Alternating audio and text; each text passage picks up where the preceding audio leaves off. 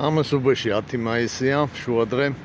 პირველ რიგში მადლობა მინდა უთხრა ყველა ჩემ გამომწერს გუშინდელ ვიდეოზე კომენტარების გამო და შევაქო ყოჩახ ნეოს შავი იუმორს უკვე ყველანი ძალიან კარგად გზნობდა.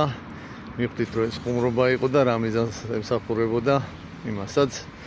ესვისაც კიდევ ერთხელ დიდი მადლობა.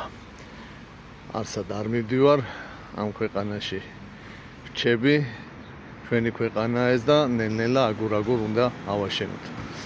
ხო, ხუმრობა იქით იყოს და ახლა სერიოზულ თემებზე გადავიდეთ. რუსეთ-საქართველოს ურთიერთობები იქნება ამ ვიდეოს თემა. რაღაც ჩემი აზრით საინტერესო სიახლეს გადავეყარე და მის შესახებ ვისაუბრებ. სანამ ყურებას გააგზავნებთ, დაალაიქეთ, გამოიწერეთ ჩემი გვერდი და გააკეთეთ დონაციები. ხო, მოკლედ გუშინ 9 მაისი იყო გამარჯვების დღე. მოსკოვში წითელ მოედანზე დიდი აღლუმი იყო და იქ ერთ ვიდეოში ვახსენე რომ სამწუხაროდ არც ერთი ქართველი იქ არ არის თქო. მაგრამ აღმოჩნდა რომ შევწდი. როგორც მინიმუმ ერთი ქართველი ამ ორგანიზებას ესწრებოდა და ეს ქართველი იყო ოთარ ფარცხალაძე. ხო.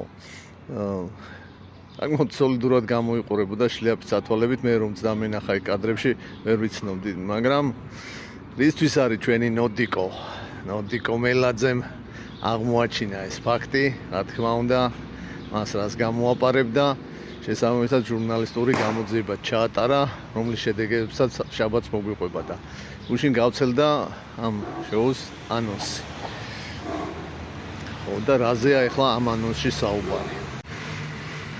მოკლედ ნოდიკომ გამოიძია რომ ფარცხალაძე წითელ მოედანზე იყო და ამის პარალელურად მე მგონი 9 მაისს ზუსტად თბილისში მამუკა ფიფიამ თანამოაზრეებთან ერთად ჩაატარა რაღაც სადისკუსიო მრგვალი მაგიდა, რომელზეც მიიღეს გადაწყვეტილება, რომ მოითხოვონ ჩვენი მთავრობისგან რუსეთთან პირდაპირ დიალოგის დაწყება და დაიწყეს ამ მოთხოვნის ხელმოწერების შეგროვება.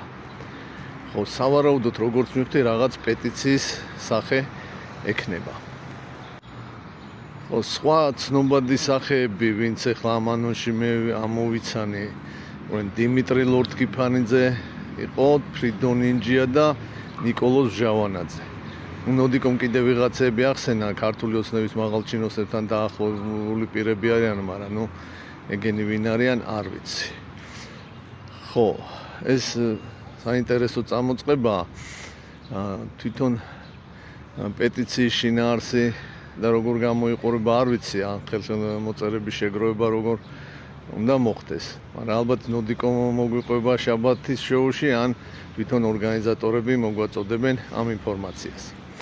ხო, ნოდიკოს ახლა საგამოძიებო ვერსია როგორია, რომ ამ ყველაფრის უკან რა თქმა უნდა დგას ბიძინა ივანიშვილი და ეს მისი მრავალსვლიანი რთული კომბინაცია, ესე იგი ფარცხალაძე მოსკოვში წითელ მოედანზე გააგზავნა, ფიფიას აქეს მრგვალი მაგიდა ჩაატარებია, მოკლედ ამ ხელმოწერების შეგროვებას დაიწყებენ იმისთვის, რომ მოახდინონ რუსეთთან მოლაპარაკების დაწყების ლეგიტიმაცია. ხო, ეს პრინციპში ლოგიკასთან ახლოს არის რა, ლოგიკურად ჟღერს რა. იმიტომ რომ ქართულ ოცნებას პრინციპში აწყობს ესეთი რაღაცა. მე ხა თუ მოგროვდა ბევრი ხელმოწერა, იტყვის რომ აი ხალხი ითხოვს, ამიტომ ვიწყებ მოლაპარაკებებს. თუ არ მოგროვდა, იტყვის არა, ხალხი არ არის ამის მომხრე და ამიტომ არ ვიწყებ. ანუ გარკვეულწილად პასუხისმგებლობა გადააქვს ხალხზე და პრინციპში ეს სწორიც არის რა. კონსტიტუციაში გვიწერია რომ ძალაუფლების წყარო არის ხალხი და ხო, ხალხმა უნდა გადაწყვიტოს ეგ. ხო, მე არ ვიცი ვინ მოიფიქრა ახლა ეს ყველაფერი ბიძინამ, მამუკა ფიფიამ თუ პუტინმა, მაგრამ ჩემი აზრით ეს არის მოძრაობა სწორი მიმართულებით რა. სწორი სვლაა და საინტერესოა რა. სულ მცირე იმას მაინც გავარკვევთ, რას ფიქრობს ქართული საზოგადოება რა. და რამდენი ადამიანია მართლა რუსეთთან დიალოგის და ურთიერთობების ნორმალიზაციის მომხრე და ამ გზით რაღაც ჩვენი ქვეყნისთვის აქტუალური პრობლემების მოგვარების. თორე ხა რა ვიცით პრინციპში ჩვენ ხო რომ წლებია ეს ნოდიკო მელაძე, ინგა გრიგოლია, ტევ ფორმულა და რა ვიცი, აცგარდაცული მთავარი არხი გვიყვებიან რომ საქართველოს მოსახლეობის აბსოლუტურ უმრავლესობას უნდა ევროპა. და წინააღმდეგია რუსეთთან ურთიერთობების დალაგების. თან გვიმტკიცებენ, რომ ისე მაგრად გვინდა თუნდაც ეს ევროპა, რომ მზად ვართ ცალფეხზეც ვიდგეთ.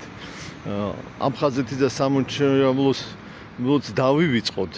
ხო აი ეს სავაჭრო ურთიერთობები რუსეთთან ესეც დავიკიდოთ, არც ტურიზმი, არც ის რუსული ბაზარი და აი ესე ძალიან გვინდა თურმე ევროპა და რა ვიცი, აბა გუშინ ევროპის დღე იყო. და სად იყავით ეს ევროპელები რო ხართ თურმე მთელი საქართველო? დასვენების დღე იყო, მშვენიერი ამინდი იყო, დაანონსირებული რეკლამირებული აქცია იყო, თან ევროპის დღე ესეთი მნიშვნელოვანი თარიღი და ალია ბალია 5000 კაცი ძლივს მოგროვდით და ეგ ახართ სულ ეს ევროპელები?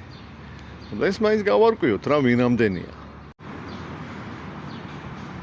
ანუ მოკლედ ჩემი აზრით საინტერესო წამოწყებაა ეს.